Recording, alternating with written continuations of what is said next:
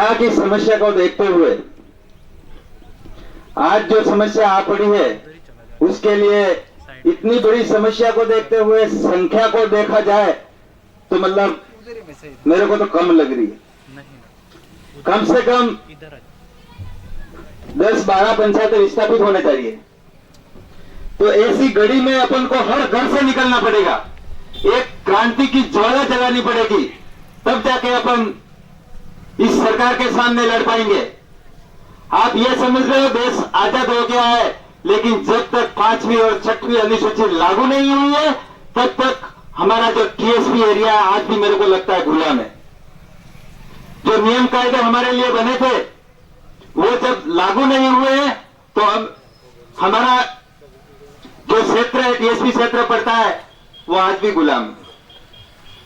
अगर 5वीं और 6वीं अनुसूची लागू हुई होती तो आज हमको ये सभा करने की जरूरत नहीं पड़ती, हमको किसी का विरोध करने की जरूरत नहीं पड़ती। तो हमें हर व्यक्ति को निकलना चाहिए, आगे आना चाहिए। यही समय है। अगर अपन जागरूक नहीं रहे तो यहां पर जब 10-12 पंचायतें विस्थापित हो जाएगी, कहां जाके बैठोगे? लोग अपनी अपनी सरकारों को लेकर के ये सोच रहे हैं कि कौन विरोध करे, कि बीजेपी के सामने कौन बोले, सरकार में है। भाई जब अपना घर टूट रहा है तो फिर अपन को रहना कहां है? भाई अपने घर पे आके कोई आक्रमण करेगा तो आप बैठे रहोगे, उसको कुछ नहीं कहोगे? आपके घर को आके कोई तोड़ेगा, क्या कहोगे आप? बर्दाश्त करोगे उसको? तो यही समझो कि आपके घर को तोड़ा जा रहा है। तो अपन को संगठन होने की जरूरत है। यहां पर अपना समुदाय जब डूब में जा रहा है तो पार्टियों से अपन को क्या लेना देना? भाई अपन आए, पहले पार्टी आई, जब आके अपन यहां इस एरिया के अंदर बचे तो सबसे पहले अपन आए। इस एरिया को अपन ने रहने के लायक बनाया। किसने बनाया? पार्टी ने बनाया क्या? सबसे पहले क्या सरकार को पता था कि ये इलाका रहने लायक है? अपने आदिवासी आए और इसको रहने लायक बनाया, खेती के लायक बनाया। तो किसकी जमीन हुई है? अपनी हुई तो नहीं हुई? तो फिर क्यों डर रहे हो? सरकार से क्यों डर रहे हो? सरकार अपन बनाते हैं, तो फिर डरने की जरूरत कहां है? जितने भी ग्राम पंचायतें इस डूब क्षेत्र के अंतर्गत आ रही है, वहां के जो भी सरपंच है उनको मैं सभी से निवेदन करना चाहूंगा कि जो भी सरकार मतलब चाहेगी ग्राम सभा के अंदर प्रस्ताव लिए जाए और हमको दिए जाए, तो सभी सरपंचों से भी मेरा निवेदन है कि वो काम ना करें, उनके विरोध में लेटर दे। लेटर पर किसके लिए देने अपन को? इस डैम नहीं बने इसके विरोध में ही देने हैं कि यहां डैम नहीं बनना चाहिए। तो सभी सरपंचों को एकजुट रहना होगा, यहां पर पार्टीवाद को त्यागना होगा, अपने समुदाय को देखना होगा। किसी राजनीतिक मतलब जैसे राज्य सरकार में है, केंद्र में सरकारों से खौफ मत खाइए आप। आपकी शक्ति आज ऐसी लगती है, इतने दुगने लोग हो जाएंगे। अपन इनके कार्यालयों का घेराव करेंगे, लास्ट एंड तक अपन को बैठना पड़ेगा इस जजमेंट को। जब तक सरकार खारिज नहीं करती है तब तक अपन को लड़ाई लड़नी पड़ेगी। कौन सा तो मजा आएगा? आज अपन यहाँ आ गए, मंच पे बोल दिया, इकट्ठे हो गए, सुन लिया, भाषण हो गया, ये मामूली बात नहीं है। ये अपने जिंदगी का सवाल है, आने वाली पीढ़ी का सवाल है कि अपने ऊपर ऐसा नियम थोप रही है सरकार। तो ये क्या सही है? तो पहले जो भी सरपंच, मैं इस मंच के माध्यम से बोलना चाह रहा हूं, जितनी भी ग्राम पंचायतें आ रही है, जो भी सरपंच अभी सपोर्ट अपन को नहीं कर रहे उसको रवाना करिएगा। इसका जवाब आने वाले इलेक्शन में देना है आपको। जब तक आप जवाब नहीं दोगे तो ऐसे ही सरपंच बनते जाएंगे और आपको यहां विस्थापित होना पड़ेगा। तो अभी से ठान लो कि दूसरा मौका आए ही नहीं। ऐसे लोगों को अपन को मौका देना ही नहीं है कि जो अपन को अपना सपोर्ट नहीं करे।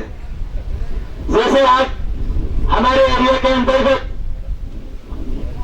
बाबूलाल जी खराड़ी साहब जो पीडीए मंत्री है, अगर वो चाहे तो 1 मिनट के अंदर ये निरस्त हो सकता है? नहीं हो सकता है क्या? तो वोट किसने दिए उनको? अपन ने दिए। किसने बनाया? अपन ने बनाया। तो फिर अपने साथ में इस तरह का व्यवहार क्यों हो रहा है, इस बात को आपको समझना पड़ेगा कि अपन ने वोट दिया और वही सरकार अपन को यहां से विस्थापित करने जा रही है। क्यों? ये कहीं न कहीं सोच में, हमारे विचारों में खोट है। अपन ने गलत व्यक्ति को सुन लिया है। तब जाके आज ये दिन आया और अपन को यहाँ मंच पे बोलने की जरूरत पड़ी, लोगों को इकट्ठा होने की क्यों जरूरत पड़ी भाई? जब अपना ही आदमी सुन के जा रहा है, मंत्री बन रहा है, फिर क्यों दिक्कत आ रही है? तो कहीं ना कहीं अपन ने वोट गलत जगह कर दिया। नहीं तो ऐसी परिस्थिति में आके आपके साथ होना चाहिए था, जो आज नहीं है। तो सभी भाइयों से मेरा निवेदन है, नारी शक्ति से भी मेरा निवेदन है कि अगली सभा हो, कोई आंदोलन की बारी आए, तो जो नारी शक्ति दिख रही है उसमें 100% होनी चाहिए। नारी शक्ति सबसे आगे होगी। ये मत समझो कि नारी लड़ नहीं सकती है, लड़ सकती है। जरूरत पड़ी तो अपन को हथियार उठाना भी पड़ेगा। मैं इस मंच के माध्यम से बोल रहा हूं, अगर आंदोलन हो गया तो अपन को आंदोलन करना भी पड़ेगा, तब जाके अपन इस बाण को निरस्त करवा पाएंगे। शासन प्रशासन को अपन को रोकना पड़ेगा। अपन अभी तो अपन संवैधानिक तौर से बोल रहे, संवैधानिक हिसाब से अपन लड़ाई लड़ रहे, लेकिन जब अपनी सरकार नहीं सुनती है तो अपन फिर अपना आक्रोश फूटेगा और इसकी जिम्मेदार सरकार होगी।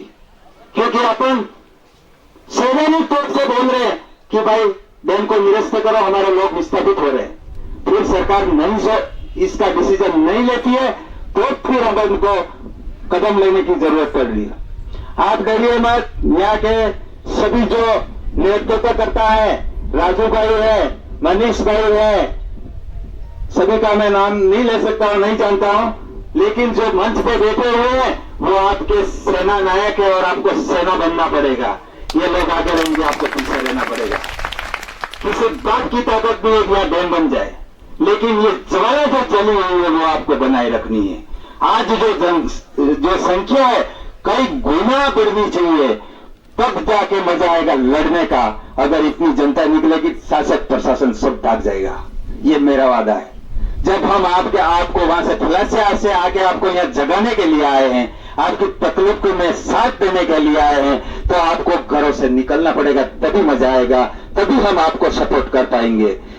जरूरत पड़ी तो पूरा बिल परदेसियां उतर जाएगा, लेकिन इसके लिए आपको क्या रहने की जरूरत है। इसी के साथ में मैं अपनी वाणी को विराम देना चाहूंगा। जय जोहार, जय आदिवासी, जय बिल परदेश। धन्यवाद बाबू भाई।